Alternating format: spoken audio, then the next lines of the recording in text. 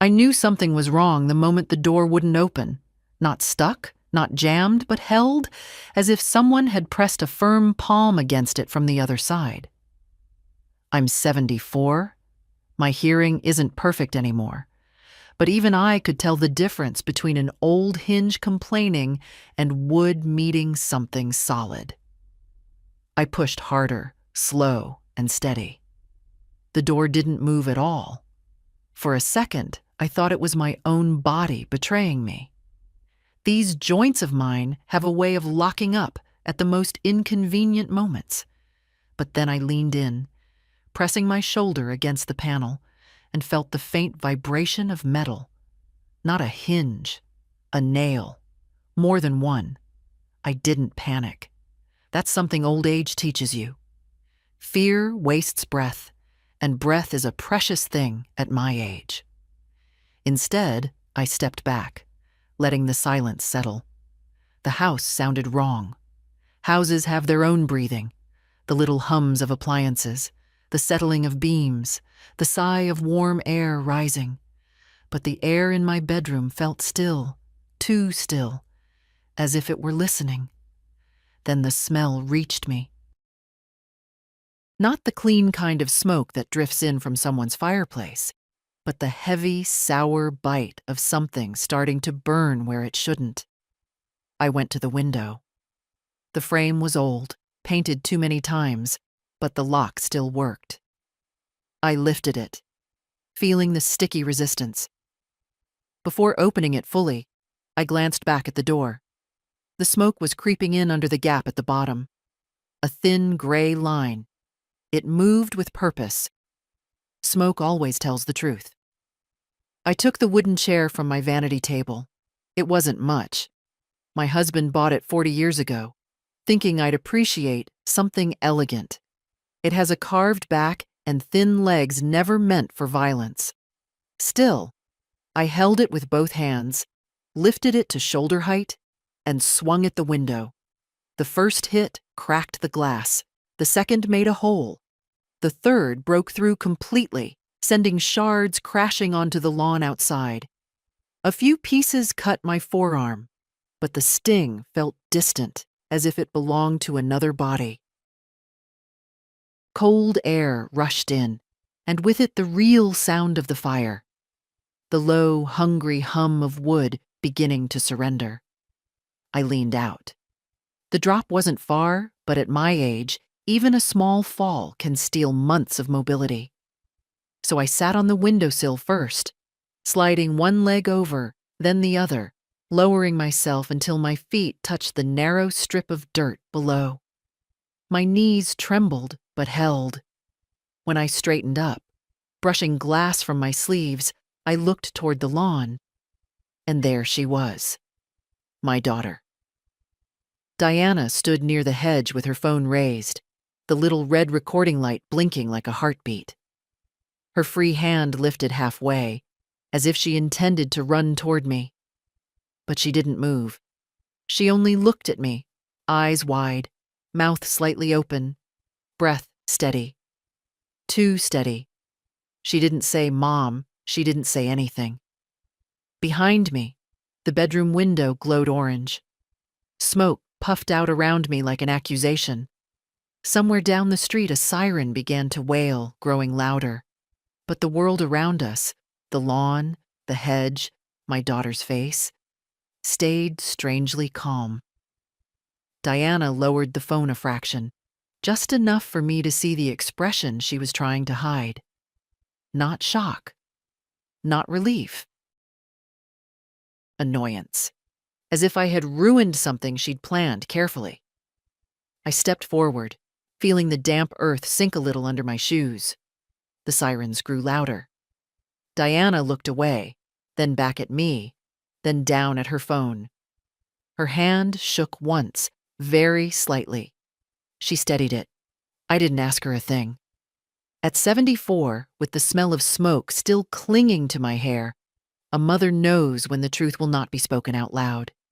Instead, I just stood there, breathing deep, letting the cold night air fill my lungs.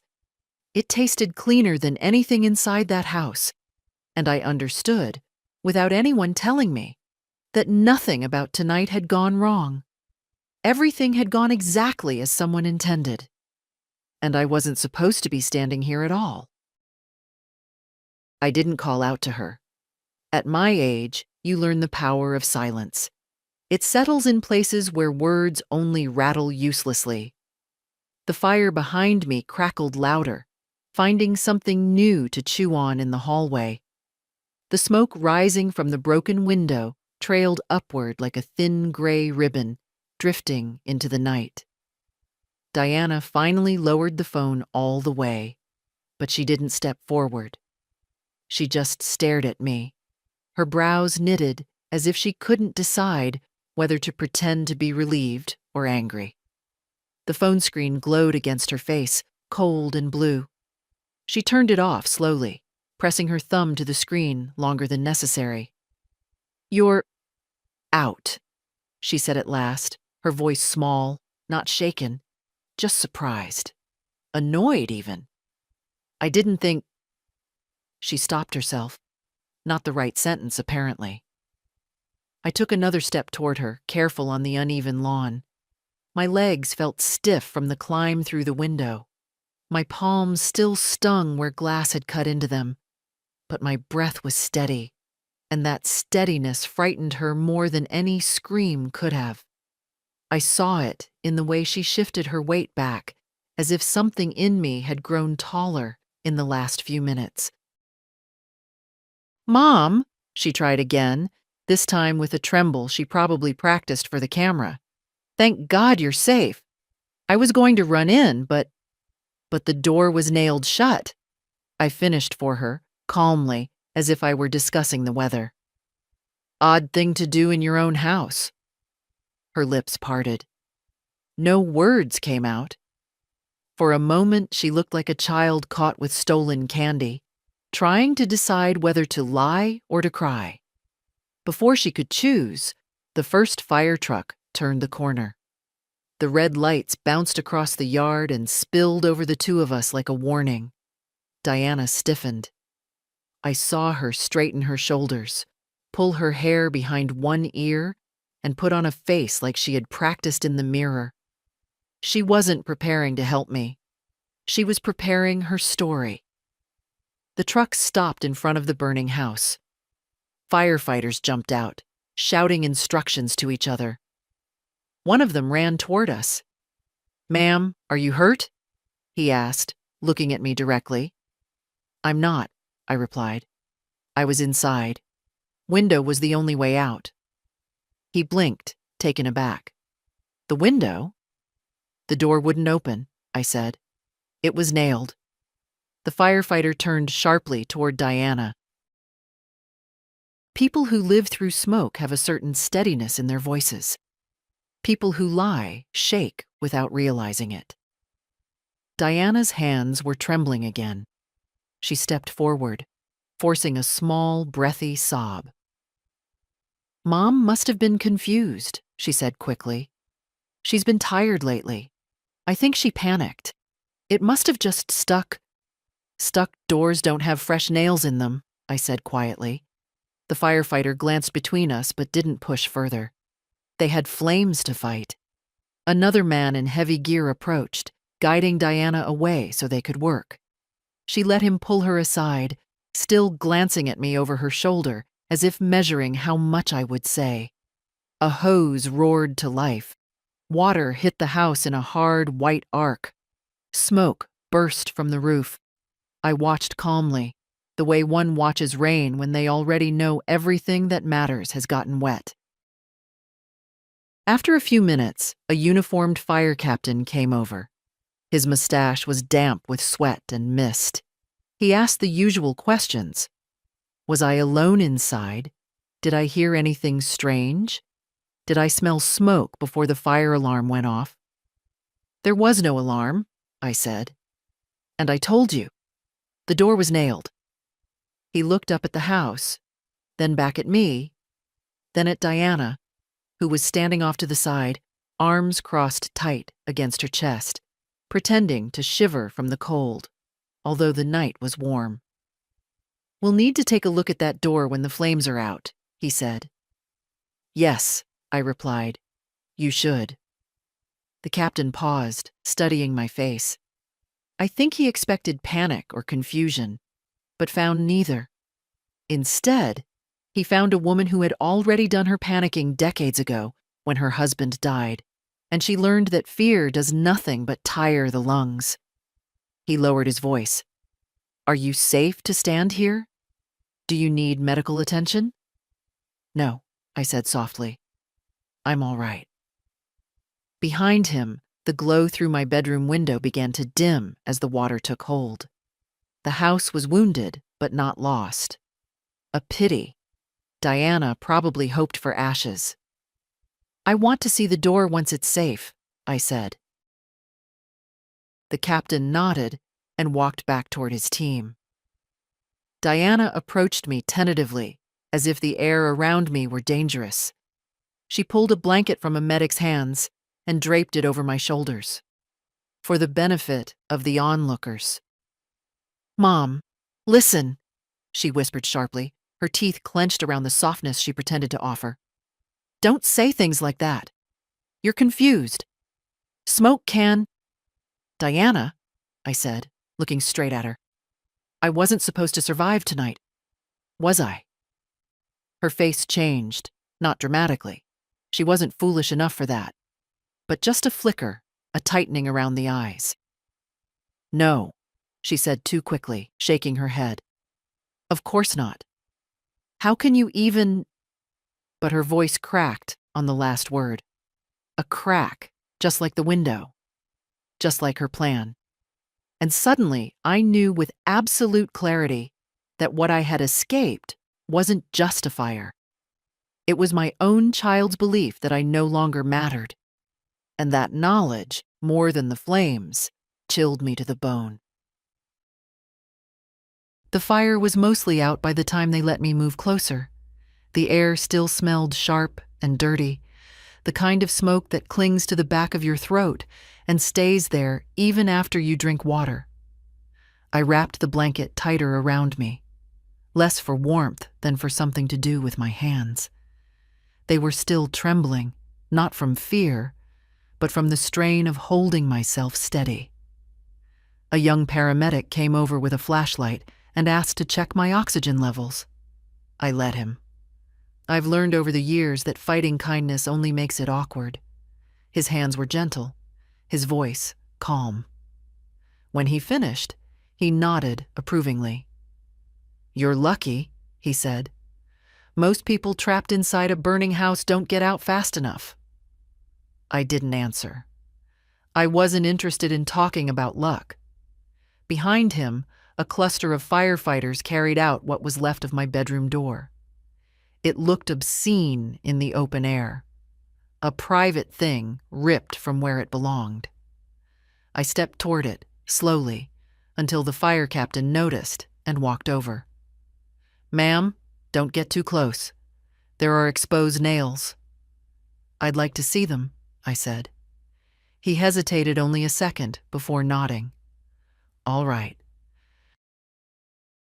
"Just watch your step." The door lay on the grass like a wounded animal. The wood was blackened around the edges, but the center was intact enough to show the truth. 3 nails driven in from the outside at an angle no carpenter would use. Fresh silver metal, bright under the floodlights, too new to have ever belonged to this old house. The captain crouched beside it and traced a gloved finger along one of the nails. "This wasn't accidental," he said. "Someone sealed it recently, within hours, not days." Diana heard him. She turned her back to us, pretending to talk to one of the insurance men who had arrived far too early for this to be coincidence. Her voice was sharp, low, strained. The captain rose and faced me.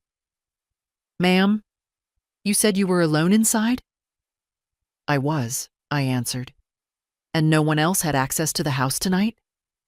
I looked at him, at his calm eyes, at the soot on his helmet, at the streak of sweat drying on the side of his face. This man had seen worse than my truth. "My daughter was here," I said. "She told me to rest. Said she'd take care of some things in the hallway. Then she stepped out.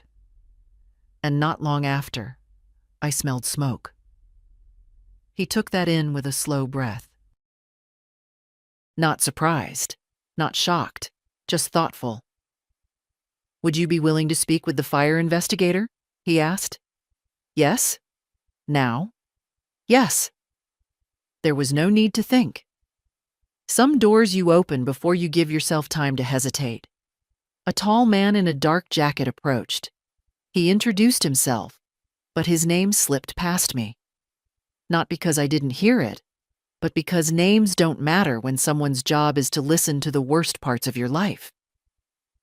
He pulled out a small notebook and a pen. "Mrs. Hale, tell me everything exactly as it happened." So I did. Not dramatically, not with trembling voice or wide eyes, just steadily, the way one reads instructions for something fragile. I told him about the door, the nails, the smoke, the window, the chair, the fall, and finally, about seeing Diana on the lawn, filming. When I mentioned the phone, the investigator's pen paused. "Filming?" he asked. "Yes." "Was she calling for help?" "No. She was pointed at the house." "Was she calling your name?" "No." He didn't look up from the notebook, but I felt the shift in the air. A small, almost imperceptible tightening, like a knot forming in a rope. "And did she assist you once you were outside?" he asked. "No." "No attempt to approach you? Support you? Check your injuries?" "No." Only then did he lift his eyes. They were steady, unreadable. "Is there any reason your daughter would benefit from an accident occurring tonight?" I took a breath. At 74, breaths come slower, fuller. I let mine settle before answering. "She has talked about the house," I said.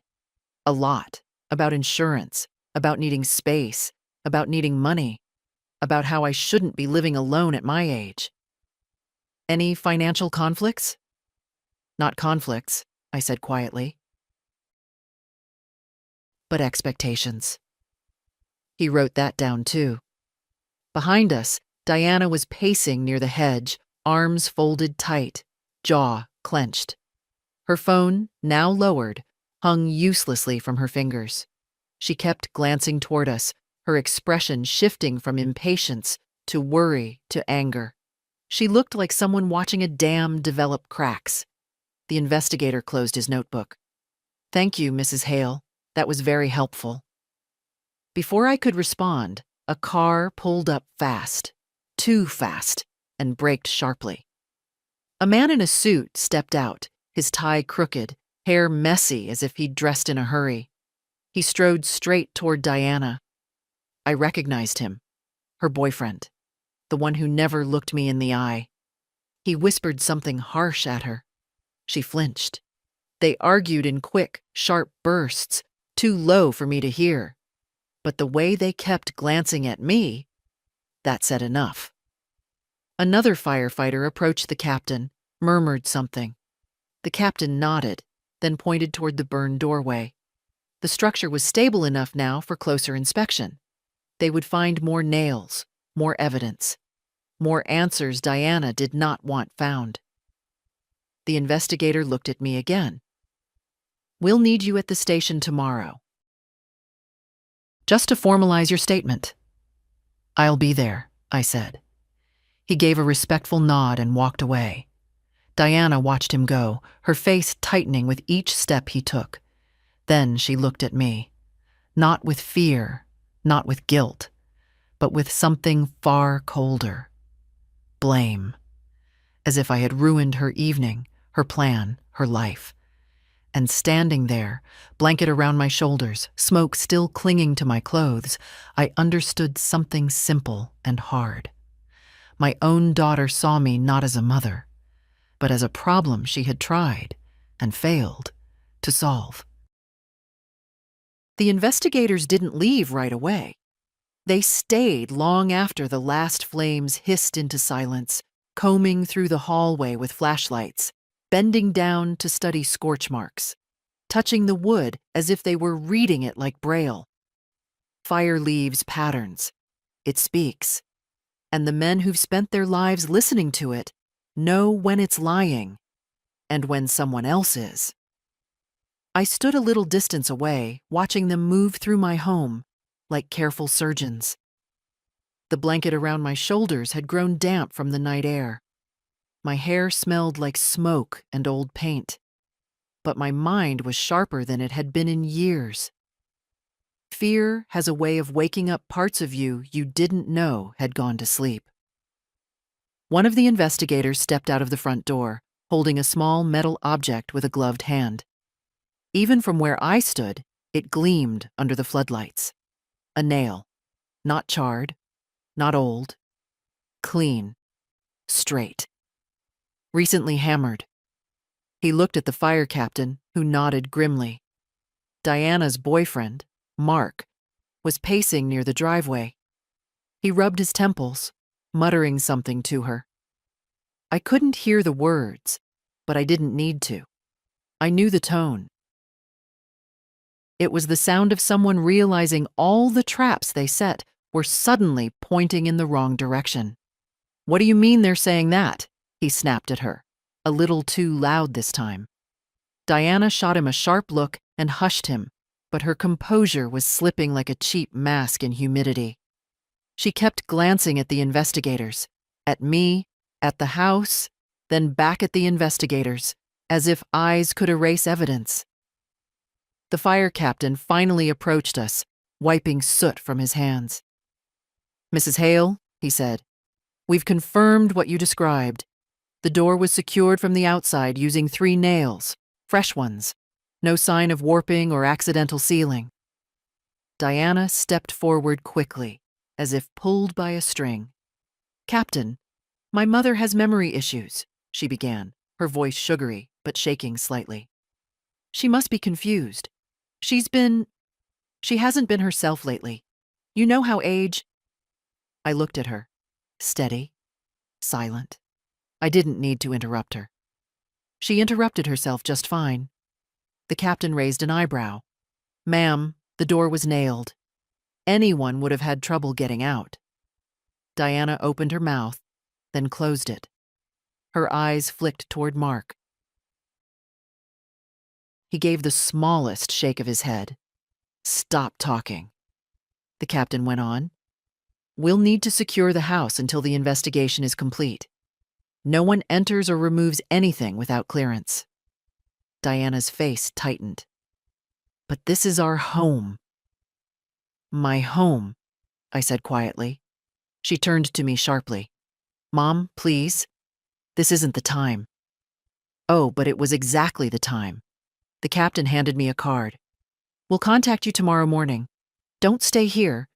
You'll need a safe place for the night." Safe. Funny word, considering where I'd been an hour ago. "I'll manage," I said. I always have. A pair of men in jackets marked Insurance Claims Division stepped forward next. Their timing was impeccable. Too impeccable. One of them already had a clipboard out, ready to sweep the scene for details. Diana's attention snapped to them instantly. "Finally," she said, urgency leaking into her voice. "Listen, I need to file a claim immediately. This whole tragedy—" "Ma'am," one of the agents interrupted, "we'll need to review the initial findings first." "What do you mean?" she demanded. The agent gestured to the investigators near the broken door. "We can't process anything until the fire department completes its report. There seems to be discrepancy regarding—" His voice lowered, but I knew the word he didn't finish. "Cause." Diana's expression hardened. "There is no discrepancy. It was an electrical fault. The house is old. Ask anyone." But the agent wasn't looking at her. He was looking at me. "Mrs. Hale," he asked, "do you know of any faulty wiring? Any previous incidents? Any repairs? Anything that might have contributed? I shook my head. No. Everything was updated last year. New breakers. New wiring. I keep all the receipts. The agent blinked. You keep receipts? Of course. At my age, people assume you misplace your own thoughts. They don't expect order. They certainly don't expect documentation. I'll bring them tomorrow, I added. Diana's mouth fell slightly open, like someone had slapped her with a feather, light but humiliating. The agent nodded respectfully. That would be very helpful. Diana tried to speak, but her voice caught. She looked at Mark again. He took her elbow and pulled her aside, whispering sharply. I watched them from the corner of my eye. I didn't want to hear their words. I wanted to hear their fear. They had expected to direct the narrative. Now they were chasing it. One of the younger firefighters stepped toward me with a gentle expression. Ma'am, we need a contact number for updates. Do you have someone who can pick you up tonight? A relative? A close friend? No, I said simply. He looked sympathetic, as if loneliness were the worst thing I'd survived tonight. But I felt no sadness at the thought. Some truths you stop apologizing for after 70 years. I'll call a cab, I said. Diana spun around. Mom, you don't need a cab. You can stay at my place. It's late and you... No, I said. I'm fine, but... No. She took a step toward me, trying to soften her voice. Mom, please, you're shaking. I got out of a burning house, I said. I'm entitled to shake. Her face froze at that. The firefighters pretended not to hear. The insurance men kept their eyes on their clipboards, but their pens paused. Mark muttered something under his breath. Diana elbowed him. The fire captain approached again. Mrs. Hale, once you've found a place to stay, get some rest. Tomorrow will be a long day. Tomorrow? Tomorrow meant statements, reports, questions, answers, evidence, truths that had been waiting years to come into daylight. I'll be ready, I said. When I turned toward the street, the night felt wider than I remembered, the air cleaner, the space around me larger, and behind me, my daughter watched like someone seeing a door close that she needed desperately to keep open. Only now she had no hammer, and I had no intention of letting her board up my life ever again. The motel room was small, with thin carpet and a rattling heater, but the silence inside it felt cleaner than anything I'd heard in years. No footsteps running toward me with demands. No voices calling my name only when they needed something.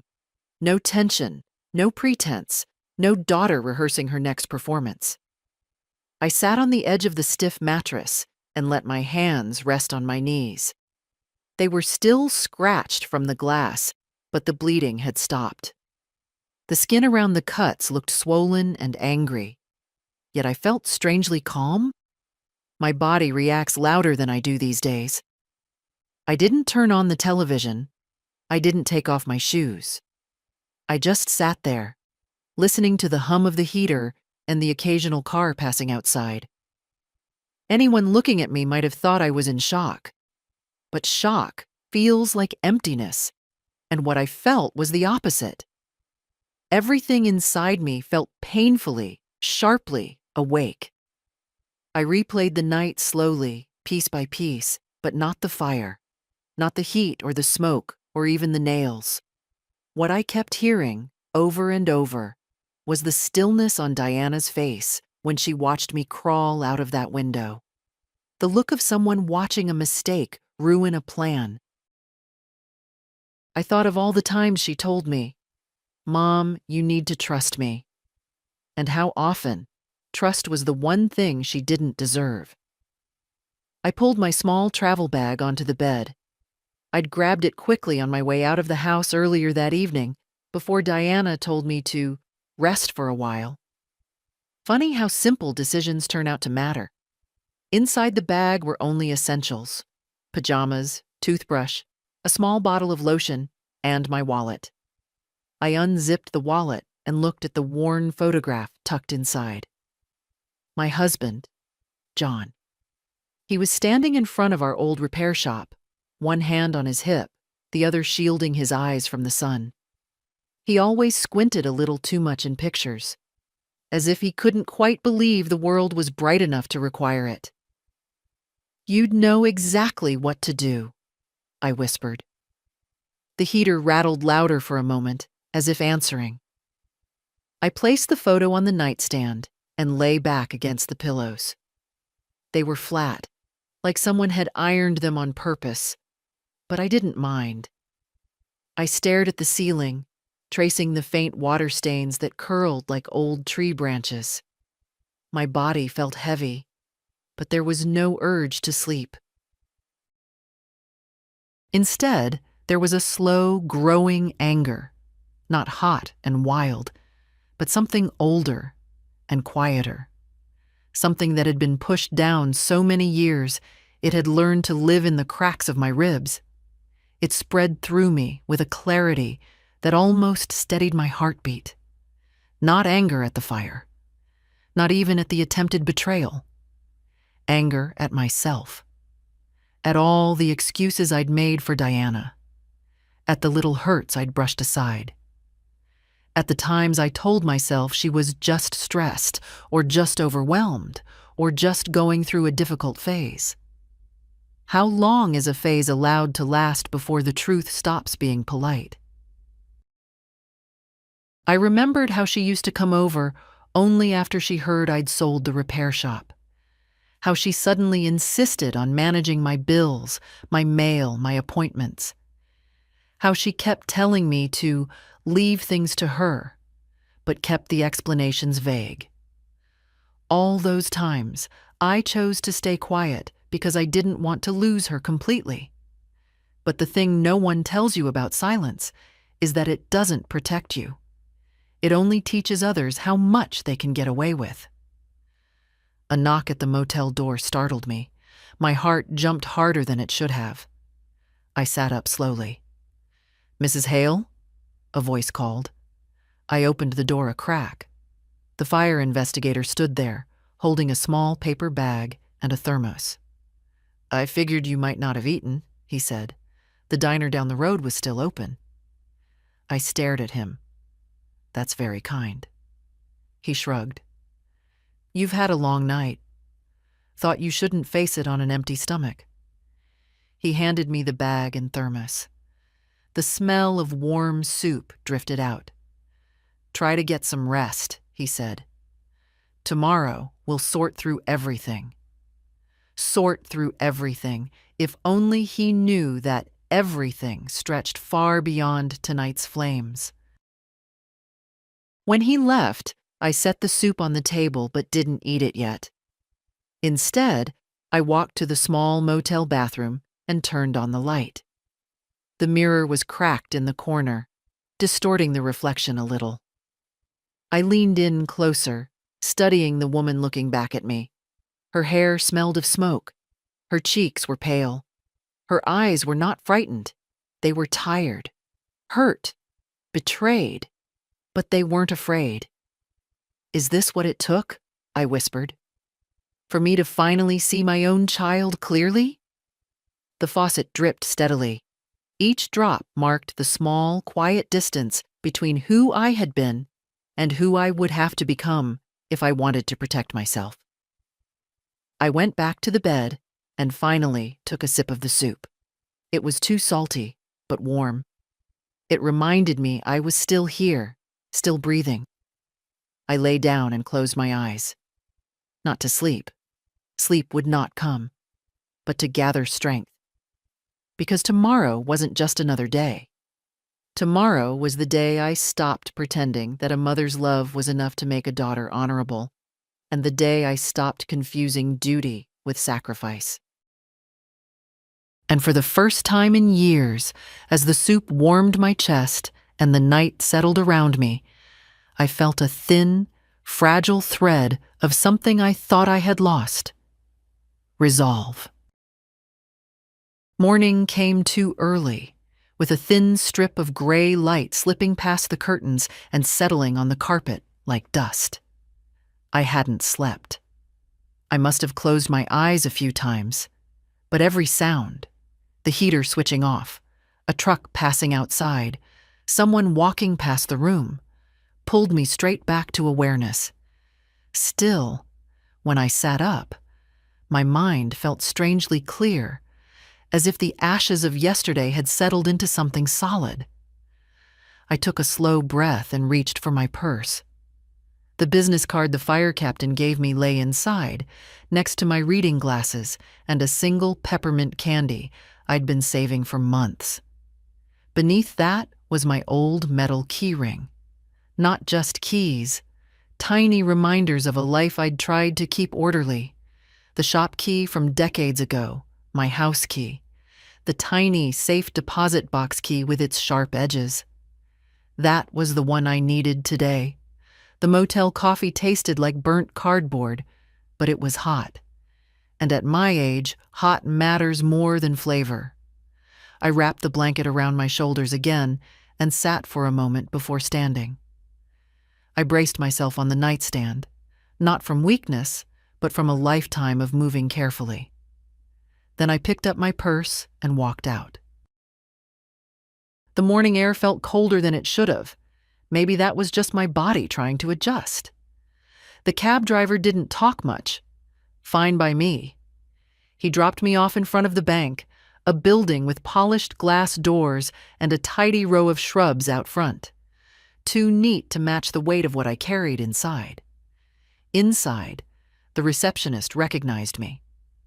"Good morning, Mrs. Hale. Do you need access to your box today?" "Yes," I said. "I do?" She nodded politely, not knowing how profound that simple errand had become. The vault room was always cold. I sat at one of the small metal tables and placed the safe deposit box in front of me. When I opened it, the faint smell of paper and old metal rose. A quiet smell, like secrets that had waited too long. Inside were envelopes, folders, old receipts, the kinds of things most people throw away. But I wasn't most people. I had kept everything John and I ever signed together. The deed to the house, the sale papers for our repair shop, insurance forms, bank statements. Letters from the bank showing every transfer I ever made, none of which Diana had bothered to ask about. She thought I forgot things. She thought age meant confusion. She never understood that I forget people far sooner than I forget paperwork. I opened the folder with the shop sale documents. John and I worked in that place for 40 years. My name was on every contract. When I sold it after his death, I kept a full copy, legally notarized, properly sealed. Diana had always assumed the money from that sale was already gone. She never asked how much remained. She never asked where it was. She only hinted here and there that an accident could simplify things. And now she understood that accidents leave traces. I pulled out another envelope, one she didn't know existed. My updated homeowner's insurance policy, signed last spring. I remembered the agent's words. "You're fully covered, Mrs. Hale. Just keep these documents safe." Safe. He would be proud of how literally I had taken that advice. A quiet knock on the vault doorframe made me look up. It was Mr. Jennings, the branch manager. He'd known me since I was a young wife bringing in rolled coins to deposit for the shop's first loan. "Mrs. Hale," he said gently. "The fire department investigator called. He said you might come today. He asked me to make sure you had access to anything you needed." "Thank you," I said. He hesitated, then added, "I'm sorry about your daughter." I closed the folder slowly. "Everyone is," I said. "Except her." He didn't ask more. He simply walked away, giving me the dignity of silence. I gathered the documents into neat stacks. My hands shook a little, not from fear, but from the weight of what I was doing, what I knew I had to do next. Diana had spent years assuming I was weak. That age had worn me down. That grief had made me soft. But age is not softness. It is study. It is memory. It is the long, slow gathering of truths others hope you've forgotten. When I closed the box and stood, my knees protested, but my resolve didn't. I walked out of the bank with the documents secure in my purse, feeling their weight like armor. There was one more stop I needed to make today. The lawyer who still addressed me as Mrs. Hale, not Mom, not dear, not sweetheart. A man who dealt with facts, not guilt. And for the first time in a very long time, I was ready to deal in facts too. Andrew Malone's office was in a 2-story brick building near the courthouse, the kind of place where the floors creaked just enough to remind you they'd been walked on by decades of people with problems. I'd known Andrew since he was a young associate with too much hair and not enough patience. Now he was in his 60s, grayer, slower, but far sharper than anyone gave him credit for. Life does that to the observant ones. I took the elevator. My knees weren't in the mood for stairs. And when the doors opened, his secretary looked up and gave me a sympathetic smile. "Mrs. Hale, he's expecting you." Of course he was. I had left a message at dawn. My voice must have carried something unusual in it, because he told her to clear the morning schedule. His office door was open. He stood when I entered, smoothing down the front of his worn suit jacket. "Margaret," he said, and there was no pity in his tone, just respect. "Sit. Tell me everything." It's strange how hard it is to begin telling the truth after years of telling yourself something gentler. I folded my hands in my lap, feeling the sting of the cuts. He noticed them immediately. "That from the fire?" he asked. "Yes." He nodded slowly, as if storing that detail somewhere important. When I finally began describing the night, the nails, the smoke, the window, the phone in Diana's hand, he didn't interrupt. His eyes didn't widen, his jaw didn't clench. He just listened, his pen moving quietly across a yellow legal pad. When I finished, he set the pen down. "Margaret," he said, "your daughter tried to kill you." The sentence didn't hit me like a blow. I'd lived through the blow already. This was simply the name for it. "Yes," I said. He breathed out once, sharply. "The fire department's initial report will confirm forced confinement. The insurance investigation is already raising flags. This isn't speculation. This is a criminal act." He said it plainly, not dramatically, and somehow that helped. Truth doesn't always need volume. Sometimes it only needs air. I reached into my purse and placed the documents from the bank on his desk. He adjusted his glasses and spread them out. "You kept everything," he murmured, almost admiringly. "I always do." He studied the deed, the sale contracts, the insurance policies. He pushed aside the old bank statements, then pulled them back, reread dates, cross-checked figures in his mind. "This," he said finally, tapping the insurance policy with his finger, "is especially important.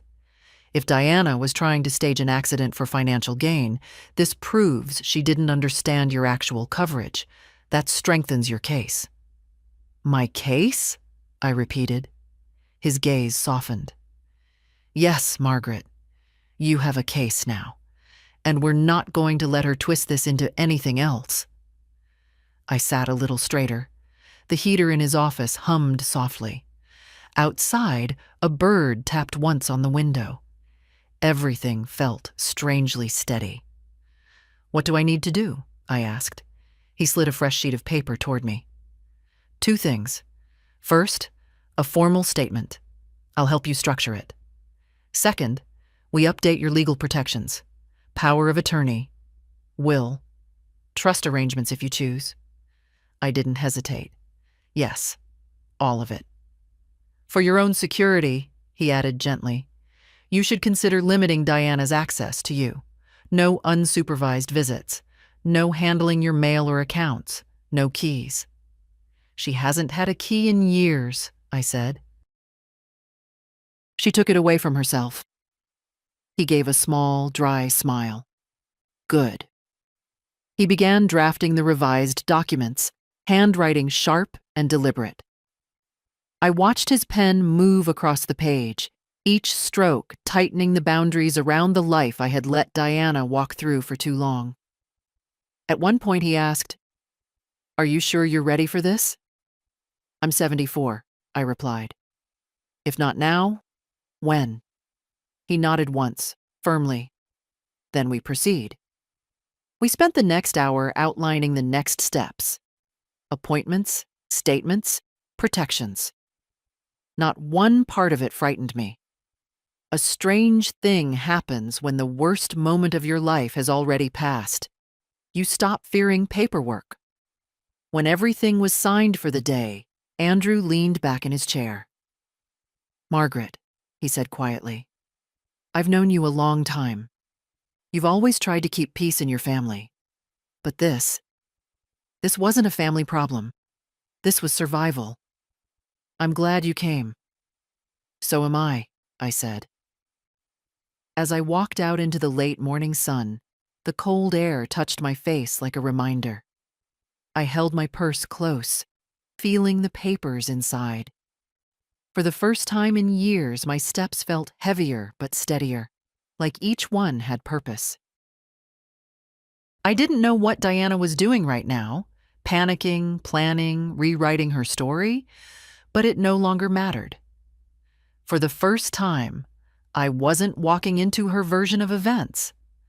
I was walking into my own. I didn't go back to the motel after leaving Andrew's office. I couldn't make myself walk into that small room again, not with my head filled the way it was. Instead, I found a bench across from the courthouse, under a bare tree whose branches scratched lightly against the wind. I sat there for a long time, watching people pass, hurrying, talking, carrying folders, talking on phones, everyone wrapped in their own worries. I was thinking of Diana, yes, but not with the old ache. There was no room left for the soft excuses I'd been feeding myself for years. What took their place wasn't anger, it was clarity, a thin, cold kind, the kind that doesn't tremble. My phone buzzed. For a moment, I almost didn't look. I assumed it was Diana or Mark or one of the numbers I didn't recognize that had been trying to reach me since the morning. But when I finally glanced at the screen, my chest loosened a little. Emily, my granddaughter. Her message was simple. "Grandma, can I come see you?" I typed back, "Yes. Tell me where you are."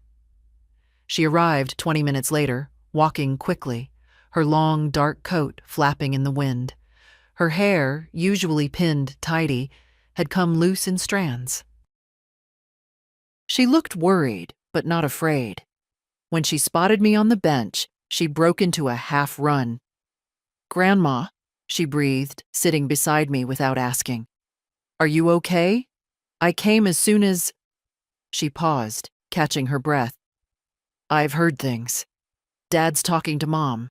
People are saying, you were trapped." Her voice wavered, but she kept her eyes on mine, searching for truth. "You heard correctly," I said. She shut her eyes tight for a moment, as if bracing herself. Then she opened them again. "I knew something was wrong," she whispered. "Mom's been acting strange for weeks. And yesterday—" She swallowed hard. "Yesterday, she told me you were tired, that I shouldn't bother you." But the way she said it, I didn't believe her. I watched her fingers twist together, a nervous habit she'd had since she was little. "I'm sorry," she said suddenly. I should have checked on you. I should have. You couldn't have stopped it, I said. And you're here now. She nodded, wiping her cheek quickly with the back of her hand, pretending it was just the wind. Grandma, she said quietly, they're lying. They're trying to make it sound like it was an accident. But I saw messages. On Mom's phone. My breath caught, not sharply, but with a kind of resigned confirmation. She hesitated, then reached into her coat pocket. She leaves her phone around sometimes, she said. She thinks I don't notice anything. Her voice tightened. But she talks about the house, about how she's waiting on paperwork, about how it would all be easier once things were settled. She handed me her phone. I didn't scroll. I didn't need to. The preview of the last message was enough.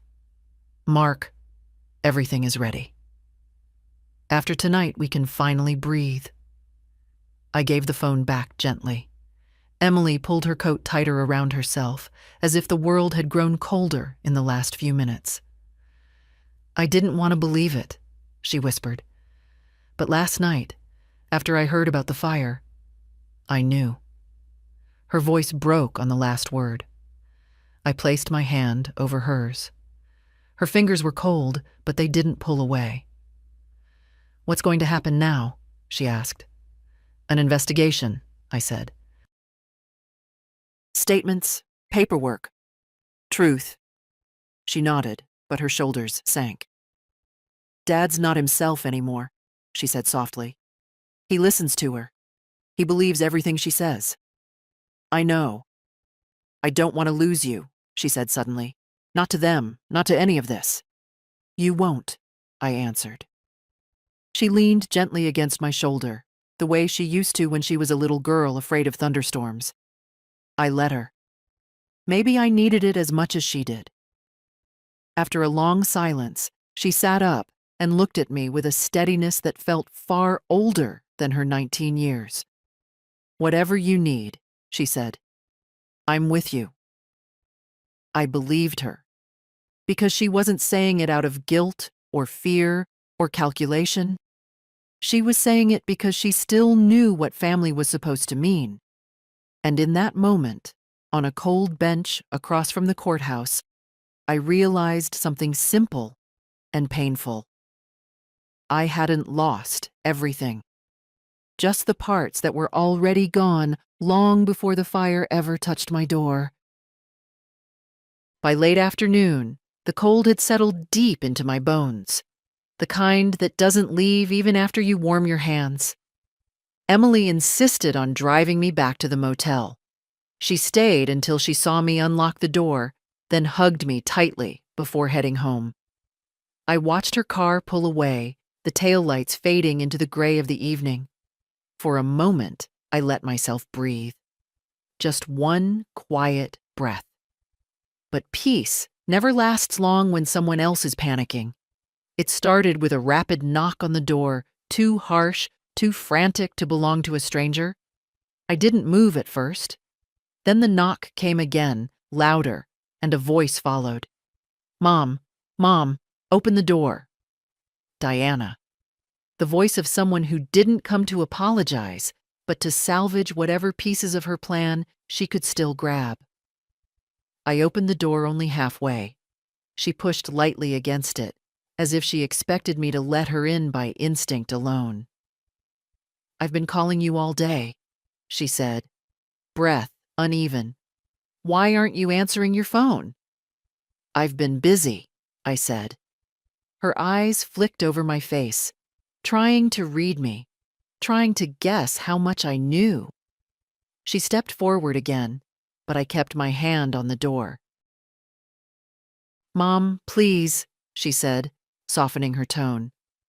I just want to talk. The thing about softness is that it means nothing without sincerity. Hers slid off me like cheap perfume. Talk, then, I said. She hesitated, not used to me standing in my own doorway like a gatekeeper, not used to me blocking anything. Everyone's confused about what happened last night, she began quickly.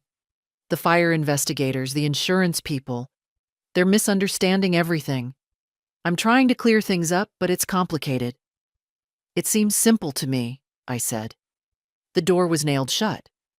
Her face twitched, just a small betrayal, but enough. Mom, you're tired, she said. You were probably disoriented. No, I said. It was the quietest interruption I'd ever made in my life.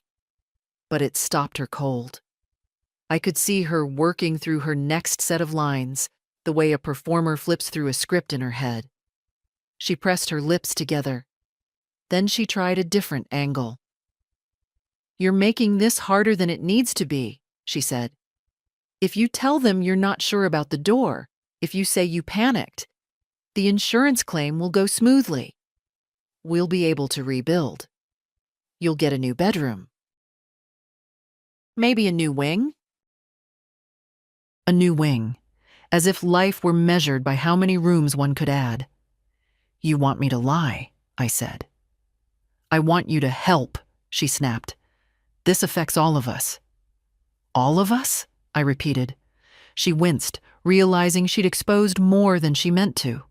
Her voice rose, brittle around the edges. Mom, listen. If you tell them the wrong story, they could deny the claim entirely. Do you understand what that means? We'll be drowning in debt. I have bills. Mark has... Plans? I asked.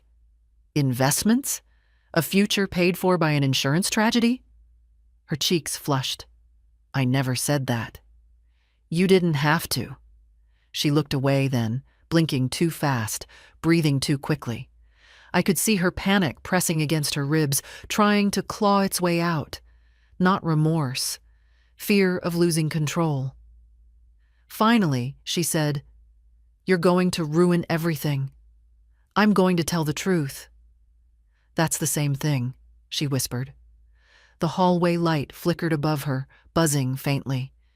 It made her look smaller somehow, less like the daughter I had raised, and more like a stranger who had borrowed her face. She tried one last time. Mom, please, don't do this. Not to me. That was the moment I felt something inside me shift. Something that had been stiff and dormant for years. A boundary, a spine, a knowledge that motherhood doesn't mean surrender. I'm not doing anything to you, I said. You did that yourself. Her breath caught. For a second, she looked 14 again, caught lying about breaking a window. But at 14, her shame had been real. This was something else. She stepped back with a sharp exhale. Fine. Do whatever you want. But don't expect me to fix anything for you after this. Don't expect help.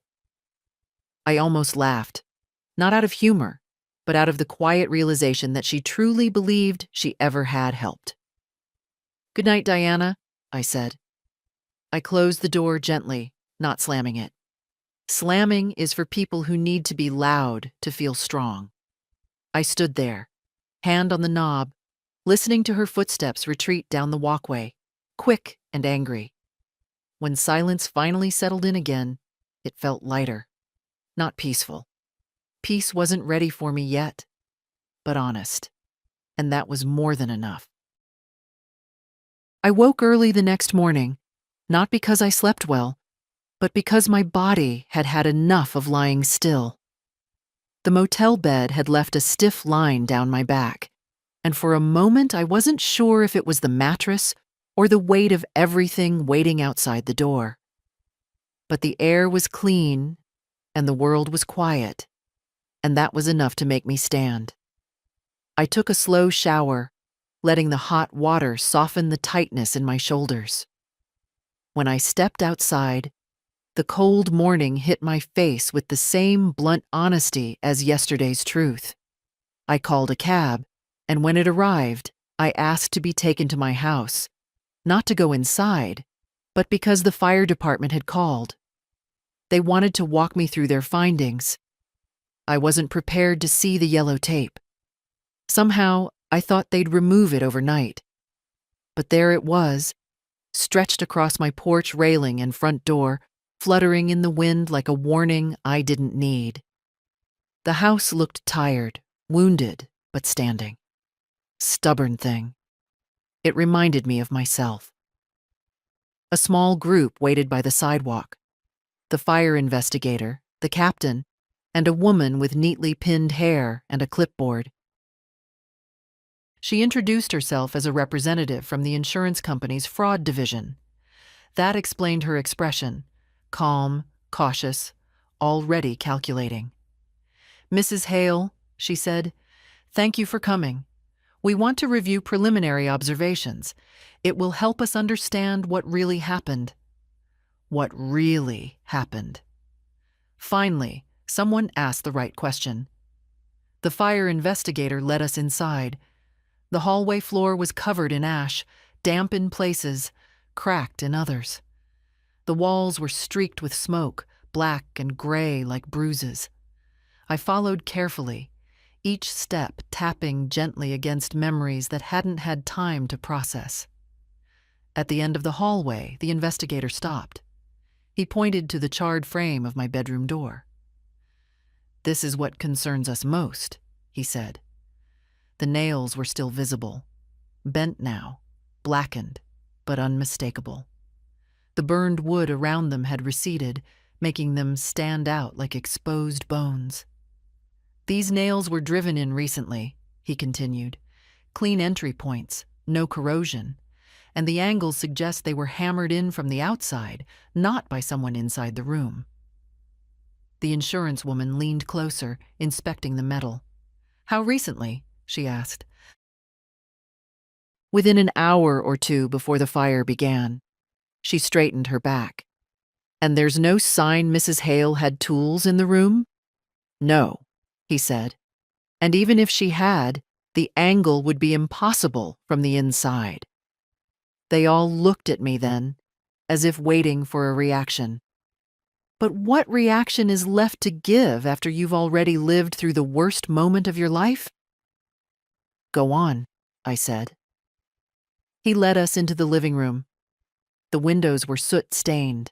The curtains were gone entirely. Burned or taken for evidence, I wasn't sure. In the corner, the investigator stopped again. "Mrs. Hale, do you know who this belongs to?" He pointed at the floor. A tool, a hammer. Not mine, not John's. New, with a rubber grip and a bright blue handle. I shook my head. The insurance woman took a photo. "This will need to be examined for prints." The captain added softly, "A neighbor saw someone with a hammer last night." I didn't breathe for a moment. "Who?" I asked. He hesitated. "Mrs. Keating, she lives across the street?" I nodded. I knew her. We waved from time to time, shared tomatoes once in a while. "She says she saw your daughter and her partner carrying wood boards and a hammer into the house late yesterday afternoon." The words hung in the air. Heavy. Certain. The insurance woman adjusted her glasses, as if placing everything into new mental folders. "This is significant," she said carefully. "Given the circumstances." Circumstances. Such a small word for something so monstrous. The investigator guided us back outside. The morning sun was brighter now, bouncing off the river down the street. It felt almost disrespectful, how ordinary the day looked. "Mrs. Hale," he said, "I need your permission to take a full sworn statement today. It will support the arson report." I nodded. "We'll also recommend criminal proceedings," he added gently. "This wasn't an accident." He didn't need to say more. I already knew. As they walked away, discussing next steps, I stayed on the sidewalk a moment longer, looking at the house that had held decades of my life. The walls were blackened, the windows broken, the smell of smoke thick. But underneath all that ruin was something still standing, not untouched, not unharmed, but upright, just like me. Behind me, a car door slammed. I turned. It was Diana's, and from the way she stepped out, sharp movements, wild eyes, no coat despite the cold, I knew she'd heard everything. Her panic wasn't loud. It was in the way she froze when she saw me speaking calmly with the investigators. It was in the tightness of her jaw. And in that moment, we both understood something with total, painful clarity. Her story had already begun to crumble, and mine had only just begun to be told. The police station was quieter than I expected. No shouting, no slamming doors, just a low hum of printers and soft conversations, like a library where the books were made of people's mistakes. They led me to a small interview room with a metal table and 2 chairs.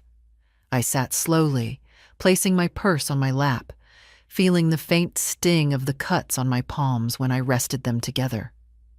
A detective entered a moment later, middle-aged, with tired eyes, and a badge that looked older than his suit.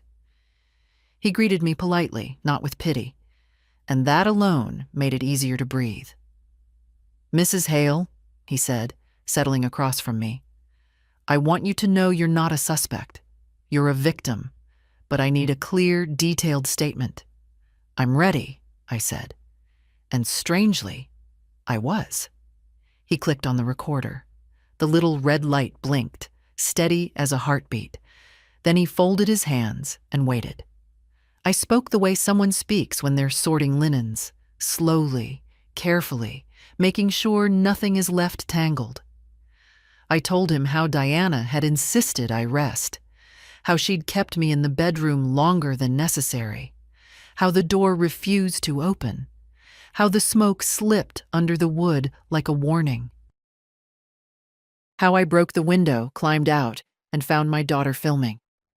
When I reached that part, the detective's pen stopped moving. "Filming?" he repeated quietly. "Yes," I said. "Not calling for help. Filming." His jaw tightened almost imperceptibly. I kept going. The hammer, the nails, the neighbor's sighting. Diana's behavior afterward, more irritated than relieved. Her visit to the motel, asking me to correct my memory so the insurance claim wouldn't be denied. I didn't raise my voice. I didn't tremble. The words came out steady, like stones laid one after another on a path. When I finished, the room was silent. The detective leaned back slowly, exhaling through his nose. "Mrs. Hale," he began, then paused. "What you're describing, this isn't confusion or an accident. This is intentional, and it's serious." "I know," I said. "Did your daughter ever threaten you before? Ask for money? Pressure you about the house?" "Not directly, but she assumed things. Spoke as if I had already given her everything, as if my life was just the part before she inherited." He wrote that down carefully. "Do you feel afraid of her?" he asked. I thought about that. About the fire. About the moment I saw her phone aimed at my burning house. About the motel hallway where she tried to force me into one final lie. "No," I said. "Not anymore." He studied me for a moment. Perhaps he expected tears, or shaking hands, or a voice that cracked. But survival can make a person unnervingly calm. "Your statement is strong," he said. "And with the physical evidence, the insurance records, and your neighbor, we have enough to proceed." Proceed? Another small word for another irreversible step. He turned off the recorder, the little red light dying quietly. As he stood to walk me out, he said, "You've been through something terrible. Most people break down after a night like that." "I broke down years ago," I answered. "I just didn't notice it then." He didn't try to comfort me. He only nodded respectfully. Outside the station, the air felt sharper, almost metallic. I stood for a moment, adjusting the strap of my purse on my shoulder. My legs trembled from the long meeting, but the rest of me felt anchored. The truth was out now, spoken in full, recorded, signed. No one could twist it back into a shape that fit Diana's plans. And as I walked toward the waiting cab, I felt something unexpected settle inside me. Not relief, not triumph. Just a quiet, solid certainty. I had finally said everything I'd been silent about for years. The temporary rental house Andrew helped me arrange was small, a little drafty, and sparsely furnished. But it was mine for now. Mine to lock. Mine to breathe in. Mine to sit in without waiting for footsteps or demands. I boiled water for tea, opened the blinds, and sat by the window with the cup warming my hands. It was quiet enough that I heard her before she reached the porch. Quick, uneven footsteps, the kind of steps people make when panic drives them faster than their thoughts. A car door slammed, then another set of footsteps. Heavy. Marks. I didn't stand. I didn't brace myself. I just waited. The door rattled once. Then Diana's voice. "Mom, open the door." I didn't move. "Mom, I know you're in there. I see the lights." I walked to the door slowly and opened it just enough to look at her through the gap. Her hair was messy, her eyes bloodshot, mascara smudged from either crying or rubbing too hard. She looked older than she did 2 days ago. Panic ages faster than time. "Let me in," she said. "Please." "No." Her mouth fell open. She hadn't expected that. Mark stood behind her, shifting from foot to foot, like someone about to be caught doing something stupid. He didn't look at me directly. Diana pushed forward. "Mom, this is insane. You're blowing everything out of proportion. They're asking questions. They're talking about charges. You have to tell them you were confused." "I wasn't confused." Her face twisted. "You don't understand how serious this is." "I understand perfectly." She let out a sharp breath. "If you don't help us, they'll ruin our lives." "You tried to ruin mine," I said. She flinched, but not because of guilt. Shame and guilt are different things. Shame comes from being exposed. Guilt comes from caring. Only one of those lived in her. She tried again. "Mom, listen. If you retract your statement, say you panicked. I didn't panic. You can fix this," she snapped. "Just fix it." "I'm not responsible for fixing what you broke," I said. She stared at me, chest rising and falling too quickly.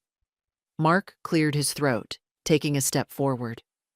"Mrs. Hale," he said, "maybe we can talk reasonably." I looked at him once, just once. That was enough to make him shut his mouth and take a step backward. Diana grabbed the doorframe, leaning in. "Mom, please, I'm begging you. They're talking about fraud, about arson. Do you know what that means?" "Yes." "And you're okay with that?" Her voice cracked, high and sharp. "You're okay with letting them destroy your own daughter?" I held her gaze. "You chose your actions, not me." "No," she nearly shouted. "No, you don't get to do this. You don't get to suddenly act like I matter?" I asked quietly. That stopped her. For the first time, her breath stilled. Her mouth tightened. Her eyes darted, looking for something. An excuse? A weapon? A softer version of me she could push around. But I wasn't offering any version except the truth. "You were supposed to trust me," she whispered, voice dropping into something small but venomous. "You were supposed to help us." "Help you do what?" I asked. "Collect what you thought you deserved?" She looked away. The silence between us felt like ice settling over warm water. Finally, she said, "You're punishing me. Is that it? You want me to suffer?" "No," I said. "I want you to stop expecting my silence to protect you." She blinked, stunned. I moved to close the door. "Mom, don't do this," she said, reaching out, her fingers grazing the edge of the door. "Don't shut me out." But it was the first thing I had to do. "I didn't shut you out," I said. "You walked away years ago." And then I closed the door. Not fast, not loud, just firmly. Her muffled voice rose for a moment, anger, then pleading, then curses spoken too quickly to separate. Mark murmured something. A car started, and then silence. Inside the small rental house, the heater clicked on. The windows glowed faintly with winter light. I stood there for a long time, hand resting on the door, the quiet settling over me like a blanket. A heavy truth finally took its place in my chest. You can love someone your whole life and still know when it's time to let them stand outside. The days that followed moved quietly, the way winter mornings move. Slow, muted, but with a purpose that doesn't need announcing. I spent most of the time at the rental house, drinking tea, answering calls from the detective, from Andrew, from the fire investigator. Each conversation added another thread to the net forming around the truth. Not a trap, just a shape that finally fit what had been happening for years. On the third morning, Andrew called. "Margaret," he said, "the DA's office is filing formal charges." I sat down at the kitchen table, smoothing the corner of a placemat someone else had chosen before me. "What kind of charges?" "Attempted arson, attempted insurance fraud, unlawful confinement, negligent endangerment of a dependent adult." He paused. "They're not taking this lightly." I didn't speak for a moment. Not because I was shocked. Shock had left me the night I climbed out the window, but because hearing the words said out loud, in a calm, legal voice, gave them a weight I hadn't anticipated.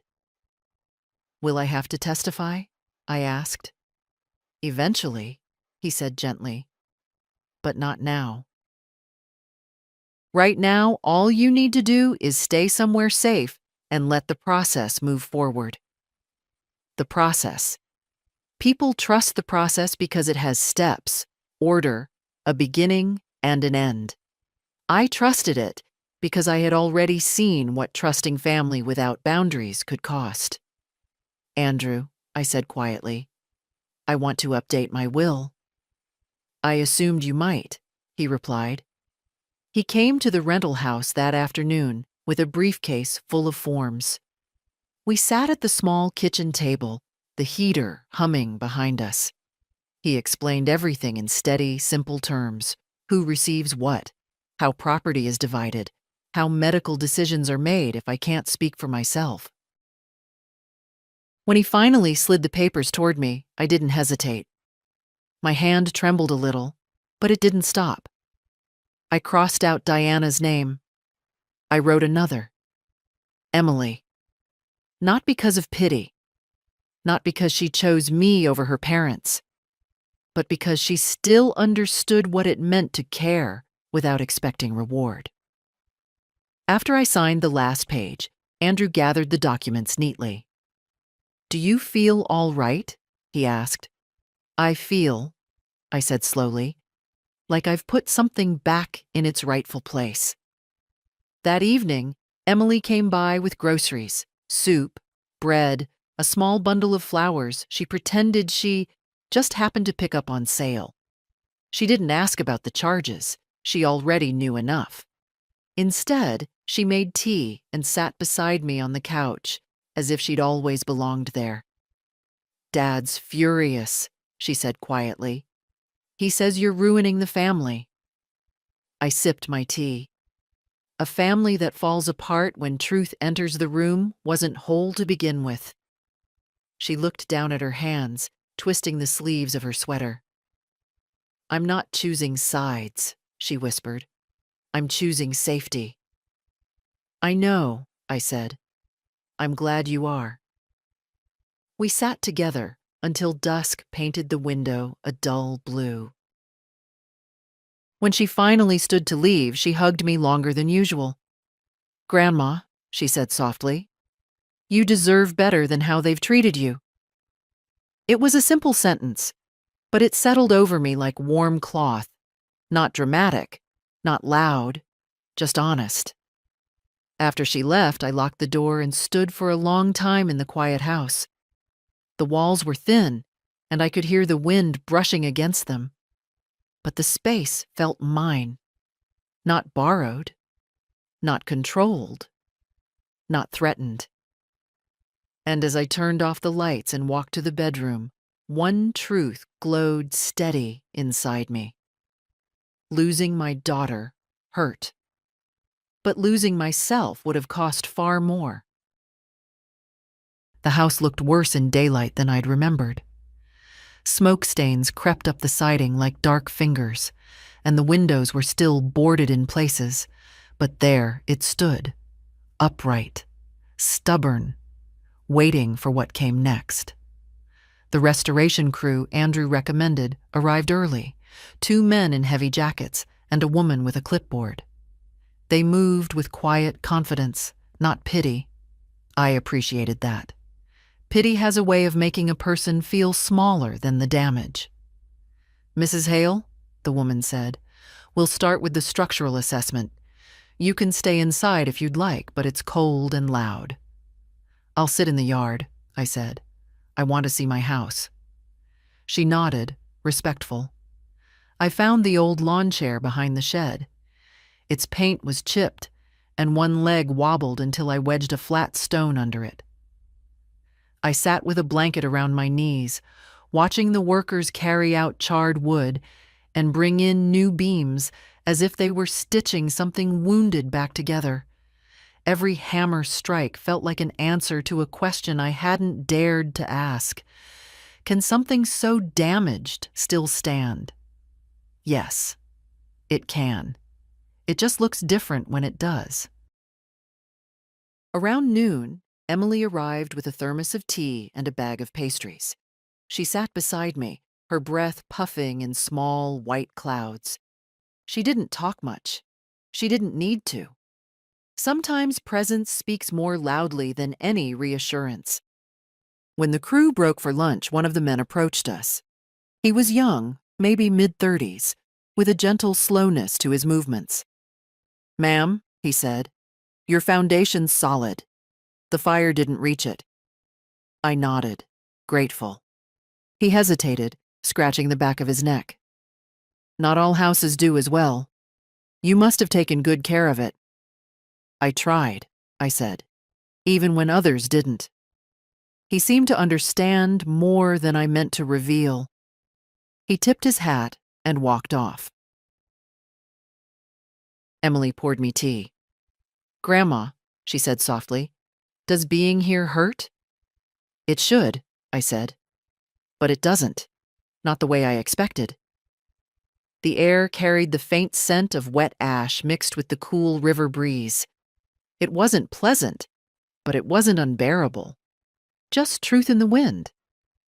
I watched the workers remove the last pieces of the burned bedroom door. They handled the wood gently, almost respectfully, as if aware of what had happened behind it. I felt no urge to cry. Something in me had already finished grieving the moment I closed the door on Diana at the rental house. "Are you scared to come back home?" Emily asked. "No," I said. "I was scared when I lived here without locks on my life. Not on the doors. On myself." She rested her head lightly against my shoulder. "You're stronger than any of them realize." I shook my head slightly. "I'm not strong. I'm just awake now." For years, I'd walked through this house quietly, shrinking myself to fit the spaces others allowed me. But now, watching beams lifted, walls scraped clean, floors measured, I felt something almost unfamiliar. Choice. A man from the crew asked if I had any paint preferences for the bedroom. Light colors, darker tones, wallpaper options. I surprised myself by answering without hesitation. No wallpaper, I said. Fresh paint. Something pale but not cold. He nodded, jotting it down. Emily smiled. A new start, she said. Yes, I replied, but not to erase anything. The afternoon sunlight stretched long across the yard. Dust drifted in the air like soft snowfall. My hands rested on the blanket, steady now, the tremor gone. I knew the house wouldn't be finished for weeks. I knew the legal process would take longer. I knew Diana would try again. Calls, messages, apologies shaped into demands. But none of that pressed on my chest the way it once did. Because sitting there, watching the first boards of my new bedroom wall go up, I understood something simple, quiet, and firm. I wasn't rebuilding a room. I was rebuilding myself. The day they told me the last repairs were finished, I didn't rush. I waited until late afternoon, when the sun softened the edges of everything and shadows stretched long and slow across the yard. I walked up the porch steps, new wood firm under my feet, and turned the key in the lock. The door swung open without effort. No nails, no resistance, just a quiet, welcoming click.